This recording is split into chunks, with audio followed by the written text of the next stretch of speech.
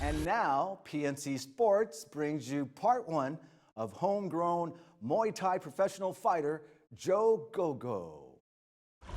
His name is Joe Gogo, and he's a professional Muay Thai and MMA fighter who was born and raised on Guam and now lives in Southern California.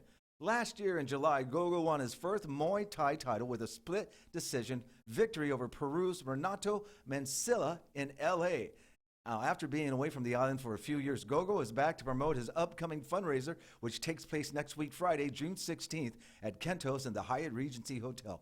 Gogo was at Steel Athletics Gym in Tamuning earlier this week, and PNC Sports was there. So, Joe Gogo, how did it all start with your fighting career? Growing up here, I primarily would just work on strength and conditioning regimens and jiu-jitsu and wrestling. It wasn't until I left Guam and graduated from high school that I started my actual amateur and pro MMA career. When I was at the University of Hawaii, I needed just something extra. You know, I've been an athlete my whole life, and to not play collegiate sports or to not look forward to a game or something to do, it was kind of giving me an itch. So obviously that's what led me to the first gym I trained at, which was Chris Lieben's gym at the time. It was good times. So obviously I started off taking your basic kickboxing, jiu-jitsu, boxing classes. I guess you could call it cardio kickboxing. And then eventually I got my hands right, I got my jiu-jitsu right. And the pro team just offered me like, hey, can you come and help some of the guys get ready for their fights?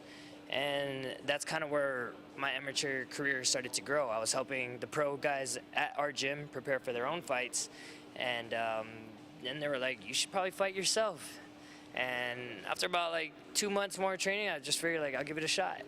And I fought my first amateur fight against this kid named Bronson Mojica, and he's fought in the Bellator, he's fought in numerous organizations. I lost that fight. That was the first fight I ever had. I lost that fight. I lost by decision. I didn't lose because I was out-teched or out-skilled, out-conditioned or anything. I was just a little gun-shy from the lights. Yeah. After that, I went on maybe like a 8-fight amateur win spree, and then I finally turned pro, and I went on another 8-fight win streak. Don't forget to join us for part two of the Joe Gogo interview on Monday, right here on PNC Sports First.